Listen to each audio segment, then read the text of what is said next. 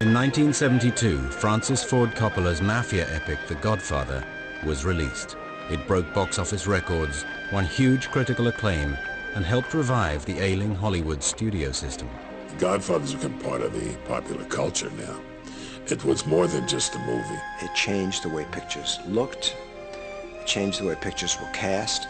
It was a seminal moment. To this day, I don't know that anybody else has ever achieved it. The Godfather launched the career of director Francis Ford Coppola and relaunched the flagging career of screen icon Marlon Brando, starring as the aging, brooding mafia don. You don't even think to call me Godfather. Instead, you come into my house on the day my daughter's to be married and you ask me to do murder for money. But the making of this gangster classic was more dramatic and brutal than the movie itself, sparking real-life mob violence across America. Bombarded by mass protests and a bitter campaign of intimidation, The Godfather was almost never made. Bob Evans, the head of production for Paramount, was threatened, as was his wife, Allie McGraw. When we kill a snake, we chop its head off first. Those threats were real.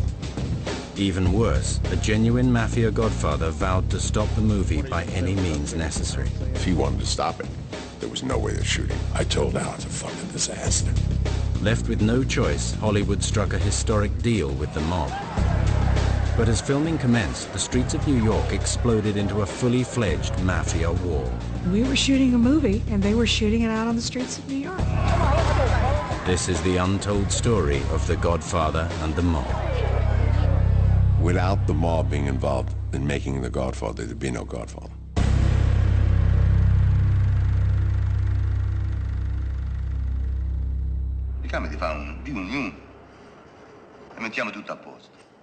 The Godfather is the story of the Corleone Mafia family and the corruption of its youngest son, Michael. He is sucked into a violent world where cold-blooded murder is an everyday occurrence.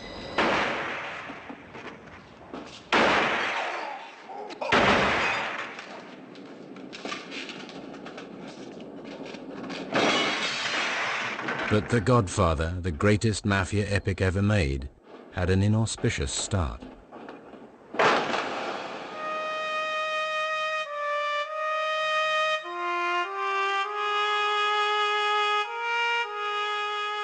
In the mid-1960s, Mario Puzo, the man who would write The Godfather, was broke, reeling from the commercial failure of his first two novels. It's a man who never had too much success in his life. He wrote a book called The Fortunate Pilgrim. It's a masterpiece. We won a book club award. It was really a work of art, a real piece of literature. And 3 people read it in the whole world, you know. Everyone who had read the book said, Mario, there's one character in that book you should expand and do another book on. And that was this Don in the book. The Fortunate Pilgrim featured a cameo appearance from an aging mafia don. Puzo realized that this character could be the basis for the bestseller he so needed. The timing couldn't have been better. Real-life mafia godfathers such as Carlo Gambino had been thrust into the spotlight after a series of high-profile FBI investigations. Such operations are tied in with prostitution, with narcotics, and with more violent forms of underworld criminal activities. Puzo decided to exploit the public's newfound appetite for the mob. There was a hitch. He knew nothing about the mob. So he headed to Las Vegas, which by the late 1960s had become the mafia playground. In the Sands Casino, he met the man who gave him first-hand knowledge on the inner workings of the mafia, pit boss Ed Walters. Mario Puzo was a little fat guy, used to come in the Sands and other hotels. He was a stone gambler, loved to gamble day and night. He'd spend hours there asking questions about Sinatra and the mob, and he knew very little about it. That's where Mario Puzo picked up all his research. He used the stories that he'd heard and wove them into the Godfather story. I don't think anybody expected it to be the success that it was. It became a huge international hit. In 1969, Puzo's new novel, The Godfather, was published. It became an instant bestseller, confirming the public's appetite for all things mafia. But despite the book's global success, Paramount Pictures, who had bought the film rights, vowed it would never make The Godfather into a movie. Absolutely no one at the studio believed in the future of this picture. This was a movie nobody had any faith in. Paramount saw The Godfather as too great a financial risk. Like the other Hollywood studios, it was in dire straits, reeling from the loss of cinema audiences to television. Clearly the audience had changed substantially, but no one could figure out what the new audience was. On top of this, Paramount was still recovering from the high-profile box office disaster of another mafia movie. Paramount had just come out with a dreadful picture called The Brotherhood, starring Kirk Douglas, which was a disaster. They determined from that nobody wanted to see the mafia. They sat on this book until we got involved in for over 1 year. During that year, Puzo's book sold in its millions. Paramount knew it had to make The Godfather, but wanted to minimize the risk. What Paramount really wanted to do was capitalize on the name of the book, The Godfather, based on the name value of this mega best-selling book without spending a lot of money on it. They were going to spend somewhere around $2.5–3 million to make the film, and they were going to use all people who really needed work. Paramount began to assemble its low-budget dream team. Loitering on the back lot was Al Ruddy, an up-and-coming young producer. I had just done another movie at Paramount. It was one of the few movies that came in under budget and ahead of schedule. This was just unheard of at Paramount. No one came in on budget. With their minuscule budget in safe hands, Paramount and Ruddy then approached a young director. Francis Ford Copola had all the qualities they were looking for. There was one important reason why he should do the picture, namely, he was broke. Frankly, I believe they hired him because he was cheap. He was born to do the movie. There's nobody else who could have done that movie. In 1970, Paramount announced that Puzo's The Godfather was finally to be made into a movie. They had no idea how traumatic the next 2 years would be. News of the film would enrage a powerful civil rights organization run by a real-life mafia godfather. He would vow to stop the film by any means necessary. He wanted to stop it. There was no way of shooting. They wouldn't get any cooperation. Hollywood and the mafia would do battle on the streets of New York. In 1970, ailing Paramount Pictures put The Godfather into production. It would become a gangster classic, but Paramount saw it simply as a way to cash in on Mario Puzo's best-selling book. It was done for under $6 million, which in those days, they were doing movies for $20–25 million at Paramount. Restricted by a tiny budget, Paramount wanted to update Puzo's 1940s story of a New York mafia empire to the present day. The setting for the film was going to be translated to the early 1970s, and they were going to shoot it either on studio sets, which would have been terrible, or in a city other than New York, because shooting in New York is always more expensive and more problematic than shooting anywhere else. But director Francis Ford Copola was determined to preserve the authenticity of Puzo's classic novel and wanted to shoot in the heartland of the Italian-American mafia. Francis Copola absolutely wanted to shoot the movie in New York City, and Al Ruddy wanted to shoot it there too. There was no question it would be better shooting it there than elsewhere. There's no place else that you could get that kind of authenticity. Paramount finally relented, but by deciding to shoot in New York, they were about to face fierce hostility from a hugely powerful organization with mafia connections.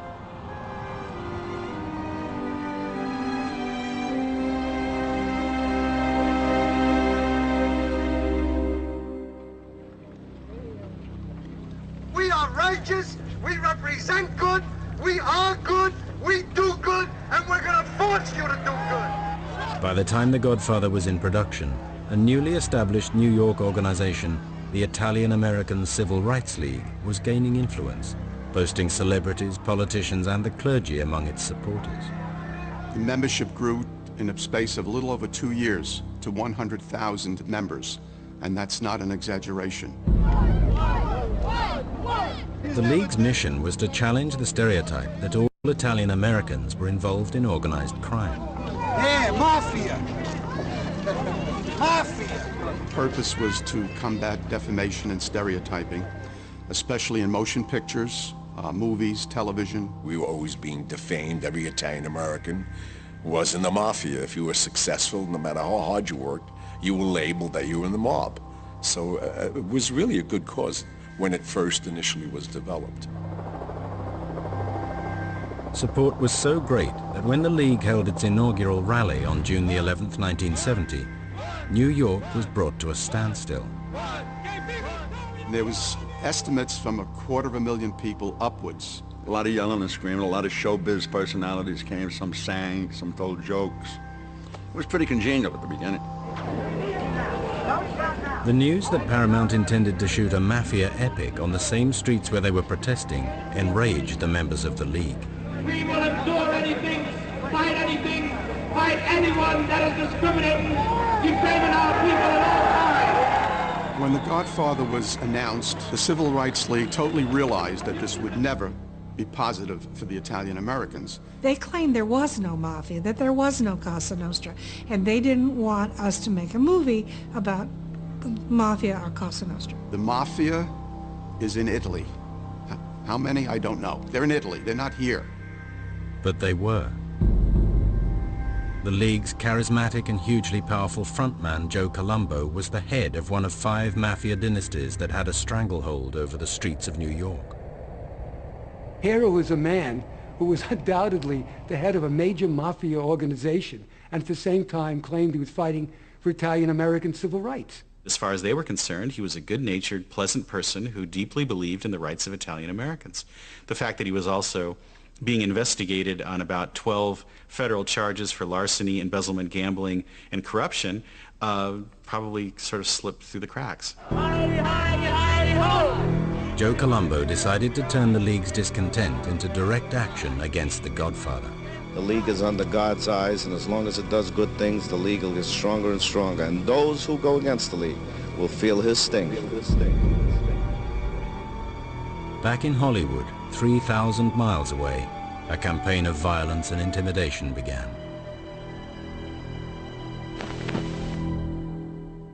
The threats against Paramount were coming from the League and the mob, which is one entity. There was no distinguishing one from the other at that time because the mob totally took over the movement. Now, there were renegades. There were guys within the mob who were looking to go around and make scores on their own.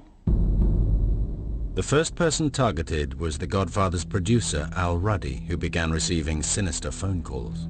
They were threatening his life, and that's very scary. I mean, they would make veiled threats about his family and everything else.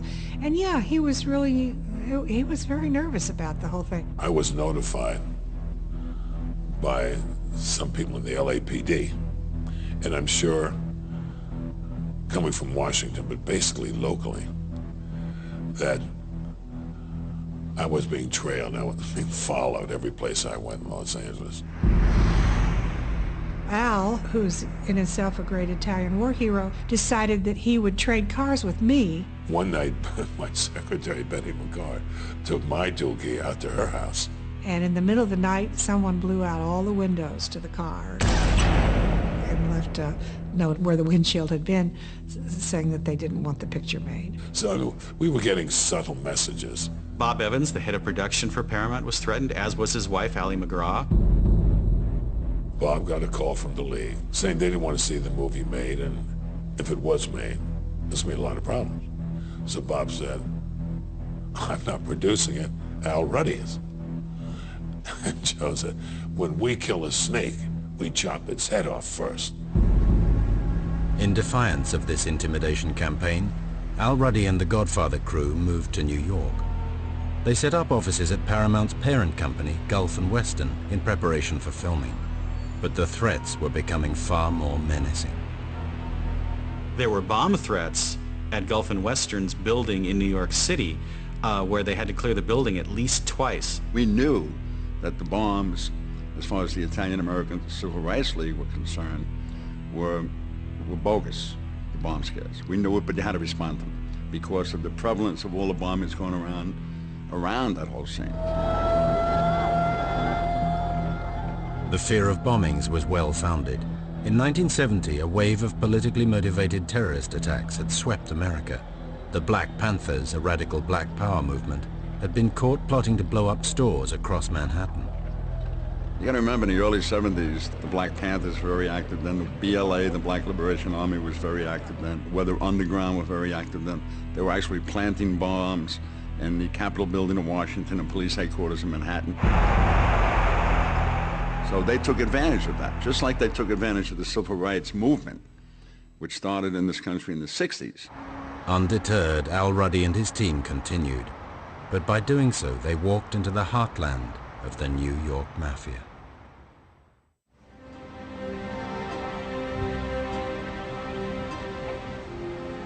Coppola's determination to stay faithful to Puzo's novel meant shooting in Little Italy, an area under Mafia control. They were unprepared for the hostility they encountered. The location scouts who were trying to find houses or businesses in Little Italy in New York City that they could use to make The Godfather. They would set it up and they would get the people to agree that they would do it.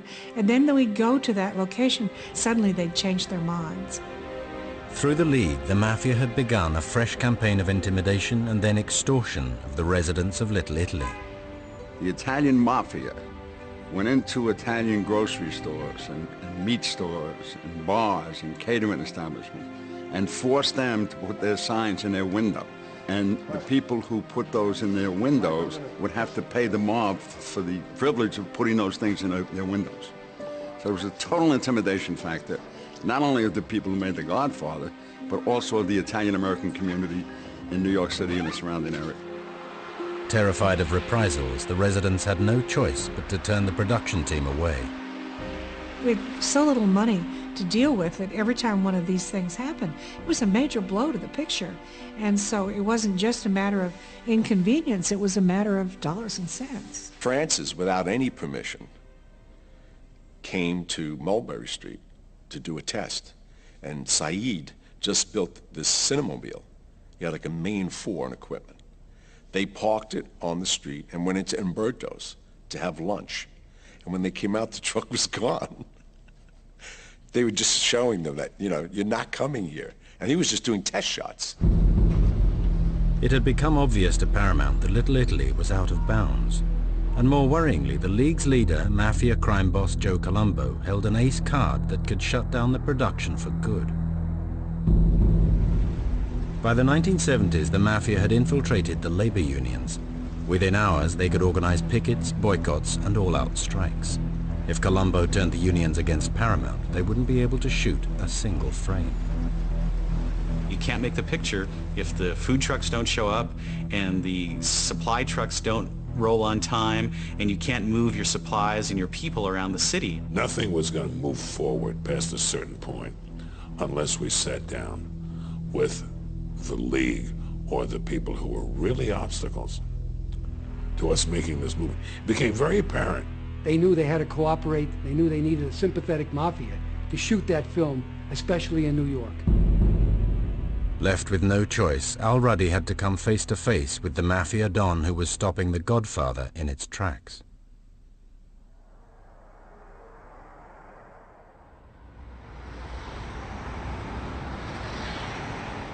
Desperate to strike a deal that would appease not only the Italian-American community, but also the New York Mafia, Al Ruddy agreed to meet Joe Colombo at a hotel in Midtown Manhattan. Al goes to a meeting at the Park Sheraton Hotel thinking it's going to be a small group, and what it winds up being is 600 members in a giant ballroom all ready to take him apart.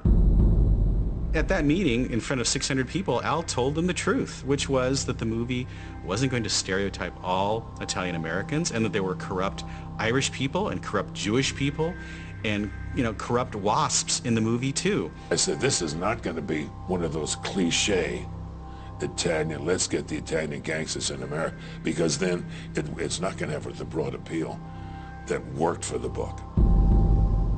But the League was baying for blood. To confirm Ruddy's claims that the film would not defame Italian Americans, Joe Colombo demanded a private meeting to read the script. There was no way that Ruddy could have predicted what was about to happen. Down the hallway come Joe, Colombo, and two guys. Lock the door. Joe sits opposite me. Butter sits on the couch. Caesar's on the window. I said, you are the only person, Joe, who's going to look at this whole script. No one has seen it. I give him a 155-page script. He puts his glasses on. He asked me, like, what does fade in mean? A couple of terms he didn't quite understand. And I realized looking at him, there was no way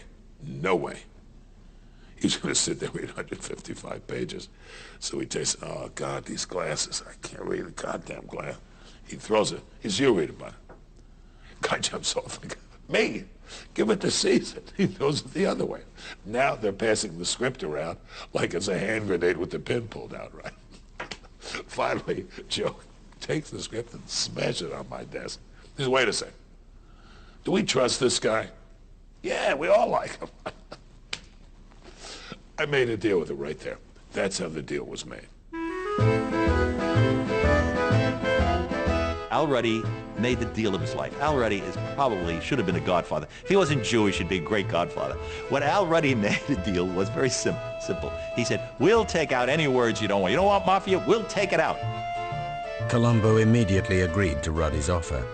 The irony was that if he had read the script, he would have realized that the word mafia only ever appeared in it once. There was only one place where the word was used. It said, no guinea gumball wop greaseball mafias are coming out of the woodwork to get Johnny Fontaine that job. So of course the mafia. So now the movie says, no guinea gumball wop greaseballs are coming out of the woodwork to get Johnny Fontaine that job. I don't care how many Dago guinea wop greaseball goombas come out of the woodwork. I'm German-Irish. So they left all the other derogatory words in and just took out mafia, and they were happy. That was the only mention in the whole script of mafia. I couldn't make an issue of it to let them think they hadn't gotten anything until the movie was finished. The deal looked like it had turned into utter farce, but Joe Colombo wasn't as stupid as he seemed.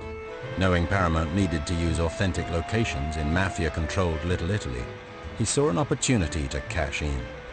They allowed them to use these premises, apartments, bars, restaurants, but they had to pay for it, and the mob got the money. They gave a pittance to the owner of the establishment, but the mob got most of the money. So the rules, so to speak, were made by the mob. They encouraged the producers of The Godfather to use premises like this that they controlled. When Paramount agreed to drop the word mafia from the Godfather script, just another example of how influential the mafia was in America. Bending under the pressure of the mafia sends a message, at least to somebody like me, who knows the deal, that they're cowards, which they are. Once the deal was made with the League, there's never a problem after that. But Al Ruddy's problems were far from over. News of the deal between Hollywood and the mafia would spark a media frenzy that saw Ruddy sacked. It was in every newspaper in America that we had made a deal with the mafia in order to be able to shoot. Fire him and disavow everything he's done. It's okay. The film would once again be in turmoil, and they had yet to shoot a single frame.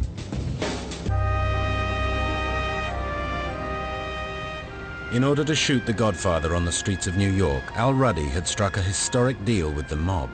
They were able to put the squeeze on Paramount that they dropped from the script the word mafia. They want the word mafia taken out. Yeah, I said, you got it. Al Ruddy thought his problems were over. In fact, they had only just begun.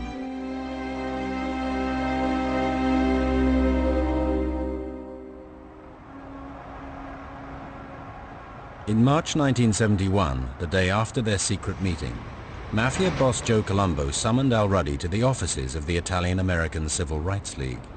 He said, we have to get the word out to the community. I didn't think anything of it at the time, frankly. I figured there'd be a couple of people from Italian newspapers in New York. I go to Madison Avenue, and I mean, there's mobs of people with sun guns, and I wonder, what the hell's going on in this building? I get in the elevator, we're all going to the same floor. I go in the room, and it's ABC, CBS, NBC. The whole world is there. Tell me. You guys, are you guys all rolling? All right, take one. We're all rolling together. Colombo had tricked Ruddy into taking part in a major news conference where Joe's son Anthony explained the deal to the world's press. We found a simple way to accommodate what they wanted. And what is that way? The words Mafia and Cosa Nostra not be used in the book, in the movie. Had you reason to believe that they would have used those words had you not intervened? Yes, I would. I believe they would have used the words. It was obvious the press knew exactly what was going on, and they went straight for the jugular. Do you feel at all intimidated By what? by this action on the part of the Italian Civil Rights League? Not only am I not intimidated, but they have been very helpful to me in physically setting up certain aspects of this production.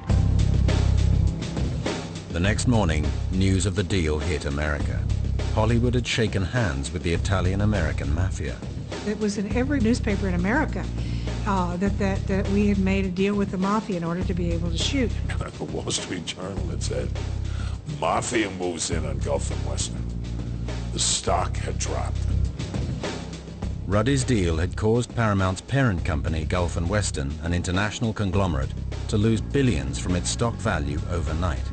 Its CEO, Charlie Bluedorn, wasn't happy. Charlie Bluedorn had a temper that was really something remarkable. When he started shouting and carrying on, you could hear him from one floor to the next. Bluedorn was a screamer and yeller. He absolutely was. He liked to pound the desk and rant and rave. And he yelled and screamed about this fuss over the Godfather more than most incidents. Bluedorn immediately summoned Ruddy to Gulf and Western. The writing was on the wall. Charlie was going crazy because of his stockholders. He was just in a panic. Yeah, if he had a gun right then, he would have killed me on the spot. You hacked my company. I tried to go legit all these years, and look what you've done. Fire him and disavow everything he's done. It's okay. Al Ruddy, the producer of The Godfather, was out on the street. Once again, production had ground to a halt. Ruddy's sacking was a disaster for director Francis Ford Copola. He knew that without Ruddy, the mob would never allow him to shoot in Little Italy. Francis Copola came to Al's rescue, and he went to Charlie Bluedorn and said, look, if you want to make this movie in this town, and you want it to get done in a timely, inexpensive way, it's going to take an Al Ruddy to make it happen. So I come back, and I swear to God, the man had spittle in his mouth. He was one of those. Ruddy, I put you back on this movie. If you talked to one person in the media, I would choke you to death. I said, Charlie, calm down. He put me back on the movie. Finally, after a year of torment, Coppola began to film The Godfather on the streets of New York.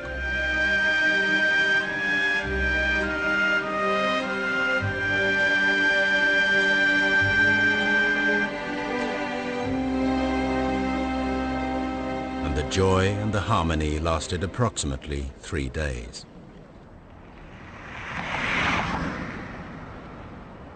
Back at Paramount, the first scenes of The Godfather began to arrive. The studio didn't like what it saw. You understand everything. Scenes of the brooding Don, here granting favors in return for respect, were seen as too dark and uncommercial. They said it looked like it was lit with a cigarette lighter. They didn't know what was going on, and they didn't like the picture at all. They said it was unreleasable. And there was a lot of talk there that maybe we'd gotten off on the wrong foot, and maybe Francis was the wrong guy. Paramount feared that Coppola was making its money-spinning project look like an art film. Worse still, his insistence that Al Pacino play the lead role of Michael Corleone further antagonized the studio. They didn't want Al Pacino. Al Pacino was a midget. He's very short, and he was very inexperienced in their opinion. And having a short, unknown, low-key actor appearing in the pivotal role in a major motion picture was not what Bob Evans wanted. Paramount's executives were also opposed to Coppola's decision to cast Marlon Brando as the Mafia Don. Even though everyone considered him to be the finest living actor, no one wanted the grief and aggravation that came along with Marlon Brando. Brando was not considered to be a cooperative actor. He was certainly not bankable, and no one really wanted to even consider him, let alone screen test him. In defiance of Paramount, Coppola secretly went to the actor's home in the Hollywood Hills and made an audition tape of Brando as the Mafia Don. He changed his looks completely. He changed his jawline by putting Kleenex in his mouth, and his way of talking, which is now, of course, famous. And when Bludorn saw the screen test, he didn't know who it was. Judge, what are you watching this old guinea? What is this? When they heard it was Marlon Brando, they freaked out. They glued to the screen. Brando's portrayal was based on real-life mafia crime boss Frank Costello, head of the Genovese crime syndicate in the 40s and 50s. Costello had achieved notoriety after being called before a Senate investigation committee. He had this gravelly voice, had to do with some throat surgery. Anyone who had ever heard Costello and heard Brando's version of a mob boss, they were two peas in a pod. I want you to go tonight. I want you to talk to this movie big shot and settle this business with Johnny. Now, if there's nothing else, I'd like to go to my daughter's wedding. You got it. Brando's portrayal of the Don convinced Paramount to give him a chance. But his first public performance, shot in Little Italy, would also be judged by the most powerful mafia boss in America. There were hundreds and hundreds and hundreds of people there. A lot of press, but there were just a lot of people there too, just curious people. And it was kind of bedlam, but that's okay. We wanted that. We wanted that kind of publicity because that's positive publicity as opposed to some of the other publicity we had that wasn't quite so positive. I was given an assignment by the New York Times Magazine to write a story about it. So I went downtown, and I knew everybody downtown. I knew all the restaurant guys. I knew a lot of people. And I'm there watching Brando. And that scene was a great scene where he gets shot. They came to see the scene where the aging Don is the victim of a botched assassination attempt ordered by fellow crime boss Virgil Sollozzo.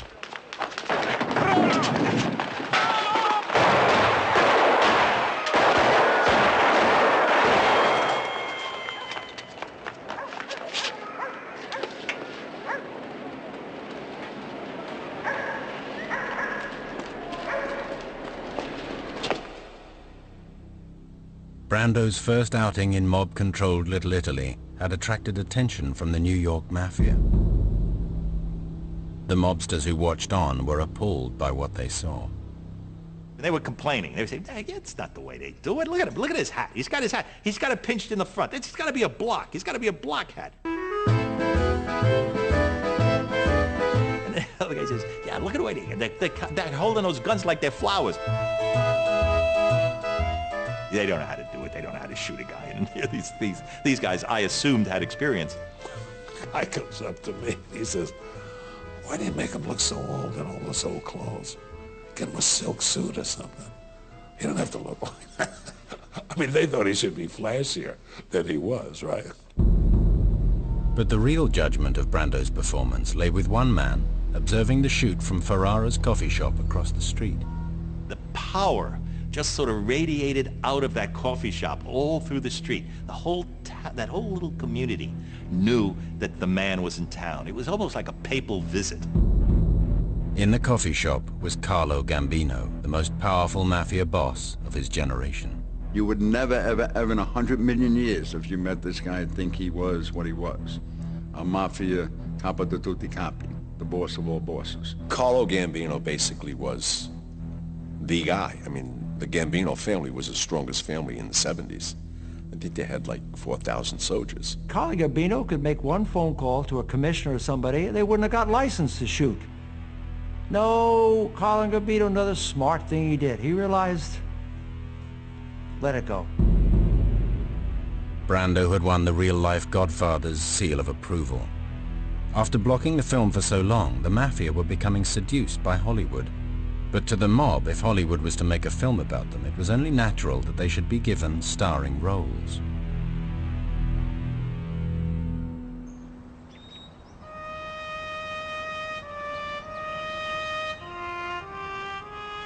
And at the Corleone compound on Staten Island, the mafia and Hollywood would finally merge during the filming of the seminal wedding scene. The wedding scene itself was the first scene of the movie. It was like 3 weeks we were up in Longfellow Road, and they had, 100 New York police guarding us, and we needed these guests. The families were putting big pressure on us to hire some of their people who wanted to be actors, some who wanted to change their profession from being professional killers to being actors.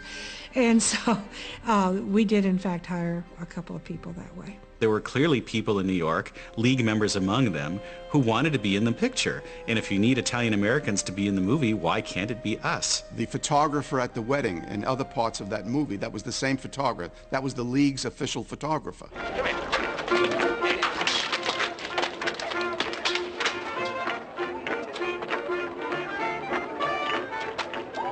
So there was many roles that were gotten because of the League's cooperation with Al Ruddy and Paramount. There was still one major role to cast, that of Luca Brasi, the Godfather's personal hitman. When mobster Lenny Montana walked on set, Ruddy knew he was perfect for the role. One day we looked around, and here is Lenny Montana. So I went over and I met Lenny, and I brought him over to Francis. He was perfect. He was of the boys, and he was a major player. Lenny Montana was a hitman and a bodyguard for one of the big families. He wanted to change his career and become an actor. Montana's first scene was with Marlon Brando, the greatest actor of his generation. The mafia hard man was a touch nervous. Lenny never acted before. So Francis said, well, just go sit down and run your lines and we'll shoot it. So you get used to the camera. So the marvelous moment you see him on the side said, Don Corleone, I'm honored to let it to be I hope the male, the firstborn is the male. That was his rehearsal. So he was talking to himself and talking to himself, this big man, so afraid, and Francis shot that and realized, gee, that's perfect, because he was really just doing his lines. Don Corleone, I am honored and grateful that you have invited me to your home on the wedding day of your daughter. And may that first child be a masculine child. Lenny was a very powerful man, but on the set, these guys who had an acting role were also scared and so nervous. I mean, it's like acting was more frightening than doing whatever they did in the past. I am honored and grateful that you After nearly 2 years of intimidation and backroom deals, the union between Hollywood and the Mafia was immortalized in this historic scene. On the day of your daughter's wedding, and I hope that their first child be a masculine child. I pledge my ever-ending loyalty for your daughter's bridal purse. Thank you, Luca. My most valued friend. Don Corleone, I'm going to leave you now because I know you are busy. Brando initially wasn't really into his role, and as some of these real capos were introduced to him, he began to emulate their mannerisms. So the presence of some of the hoods on the set was good for Brando. It wasn't only Brando who was drawing inspiration from the real-life mafia. James Caan, who played Sonny Corleone, was getting closer to the mob than most. Jimmy Caan loves gangsters. If Jimmy Caan can get a button and be made, and he had the choice of being made or being an Oscar winner, he'd take the button. He always wanted to be a tough guy, Jimmy Caan. Caan was being seen with Carmine Jr. the Snake Persico, the underboss of the Gambino crime family. Persico was under scrutiny by the FBI, and by associating with him, so was Jimmy Caan. The FBI began to even notice him being around mob figures, and they didn't know him as an actor because he wasn't a big star at the time. They thought he was a young, rising mob guy. He was getting himself looked at very carefully by the government, by the FBI. Everywhere we went, restaurants, wherever we would go, there was the ubiquitous white Ford, which we knew from past experience was the FBI. With the FBI, Hollywood, and the Mafia all converging, it was only a matter of time before things would disintegrate. After warnings from the FBI, the crew would narrowly escape an assassination attempt. We got the word from the FBI not to be there. There was hysteria, pandemonium. There were bullets flying all over the place. And during the last days of production, the streets of New York would erupt into a fully fledged mafia war. During the filming of The Godfather, Hollywood and the Mafia had become so closely linked that the entire production was under surveillance from the FBI. We were watched by everybody. Was the government aware of the FBI, what we're doing? I guarantee you. Was the New York Police Department? Guaranteed. The honeymoon period was over. The attention the Godfather was attracting would result in a public assassination attempt.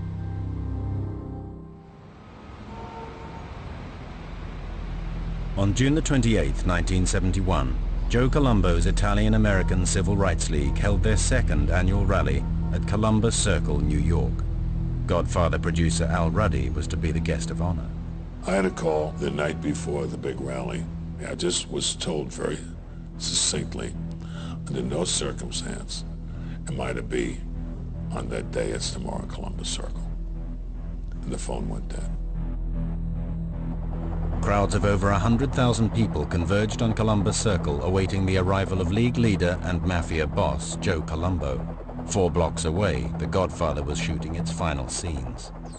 We were shooting the revolving doors at the St. Regis with guys getting killed.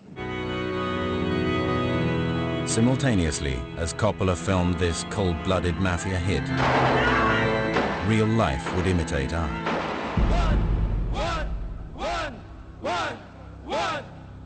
I was on the dais, and it was a very big concert platform, and I heard what sounded like 3 firecrackers going off. And that's what I thought they were, firecrackers. And then I heard screaming. I ran to the edge of the platform. I looked down, and I saw Joe Colombo lying in the street. Joe Colombo, the linchpin between Hollywood and the Mafia, was shot 3 times at close range. That was a direct hit from the mob. It was engineered by another mobster named Joey Gallo. He figured, I'll get a black guy to do this, and they'll never bring it back to us because we wouldn't use a black guy to do a hit. And it took us about 30 seconds to figure out who did it. Of course, they whacked him right in Columbus Circle. They whacked Jerome Johnson right at the scene.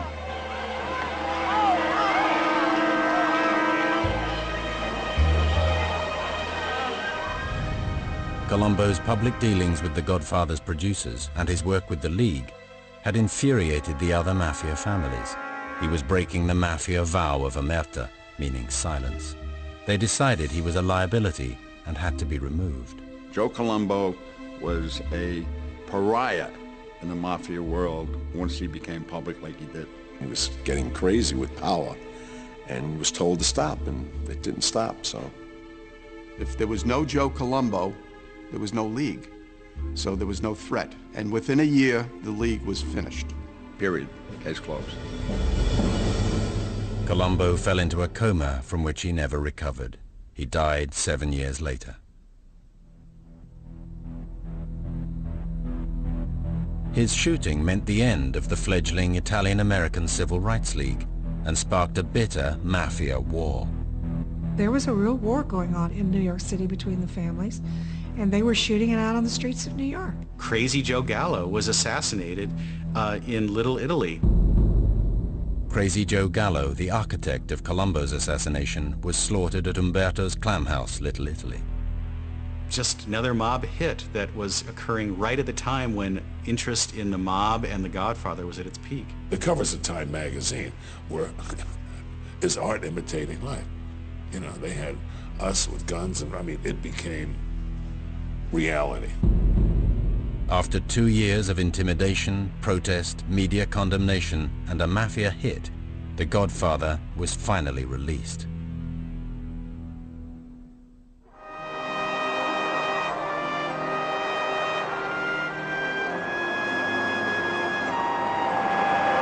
The Godfather exploded across America.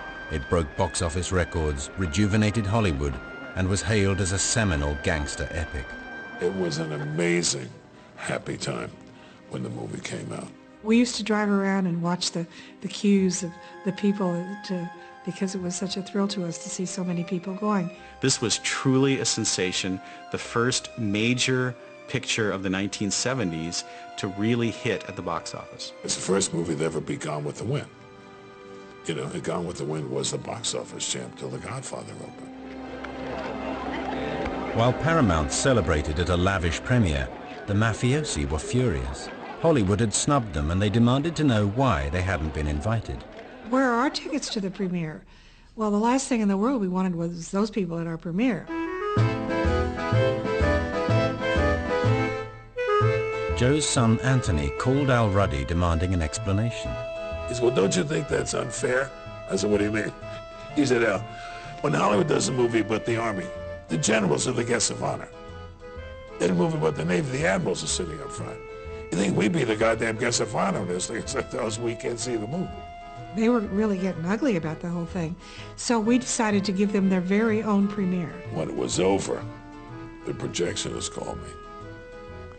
He said, I've been a projectionist for 25 years.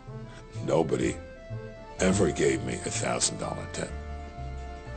That's how much they love the movie, literally. When the movie came out, the FBI immediately began to notice in its surveillance of real mob figures that the movie was having an influence on the way the real mob act. They started kissing hands, kissing rings, calling each other Godfather, treating themselves in a more genteel way.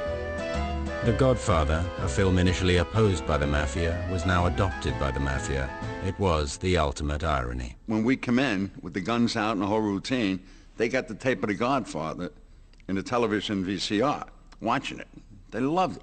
The score of the Mafia movie, The Godfathers, became the mob's national anthem. If they knew who you were, like in my case, a law enforcement official, they would play it on purpose to piss you off, right? But it didn't piss us off. It made us laugh even more at them because we knew how ridiculous they were. The Mafia believed that The Godfather legitimized them. It was a legacy Coppola had never intended. Francis was very offended by the fact that the Mafia people took it as a tribute to them. He intended to show a side of culture that he was not terribly proud of, but to show them in their reality. But he didn't intend to glorify them. They had hijacked the movie just as they had hijacked the production. For the mob, The Godfather was now one of their own.